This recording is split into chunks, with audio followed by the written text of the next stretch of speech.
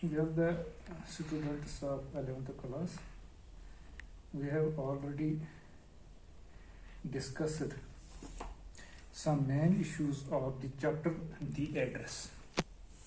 And I hope that it is fresh in your mind that it is about a lady, probably the author herself, that had lost all the family of her family members, and when she in the Holocaust, and when she returned to the address in order to collect all her family's possessions that the author's mother had left with Mrs. Darling, a non-Jewish lady, before leaving her mother long. But then she, cancelled her program, her plan, and she had not got the possessions of her mother that were a means of memory of the sweet past of her mother. Now we will start today the original text. Here it starts like this: "Do you sit know me?" I asked. The woman looked at me searchingly. She had opened the door a chink. I came close and stood on the step. "No, I don't know you.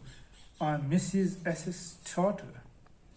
She held her hand on the door as though she wanted to prevent it opening any further. Her face gave absolutely no sign of recognition. She kept staring at me in silence. Now, here the beginning is with an interrogative. Here she poses a question. "Do you still know me?" I asked. And the author says that I asked her that whether you know me, whether my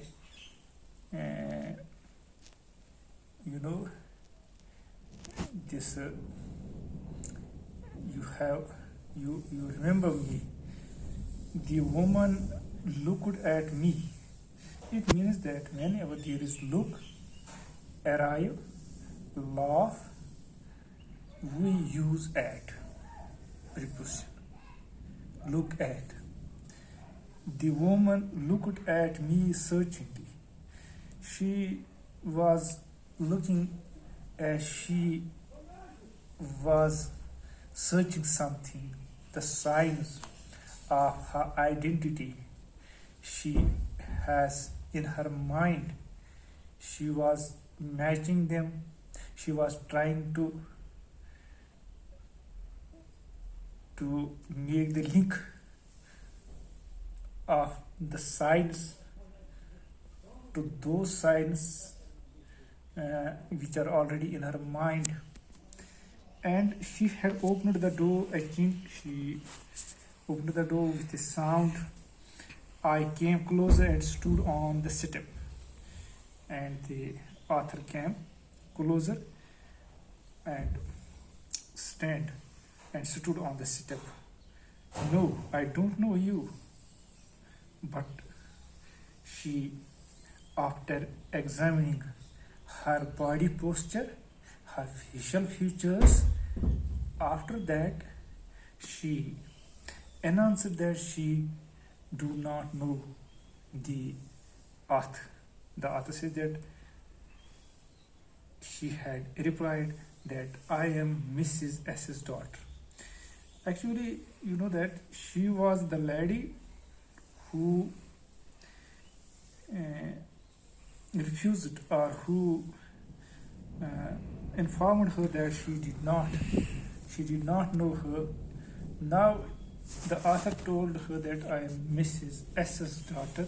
Actually, her mother and this very lady has friendship. They have friendship relations. There was a friendship between those two, and that is why she gave a clue. She gave an idea that I am Mrs. S's daughter, and she thought that in this way she could at once recognize her. She held her hand on the door as though she wanted to prevent it opening any further. Her face gave absolutely no sign of recognition. She kept staring at me in silence. Staring means to look at something or somebody continuously. But she was not sure. She did not get satisfied with the remark, with this statement that she is Mrs. S's daughter. Her face gave completely no sign of. There was, body language that gives us some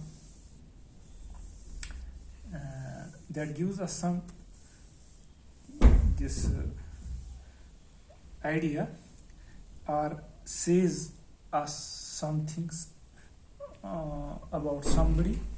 These are called body. This is called body language.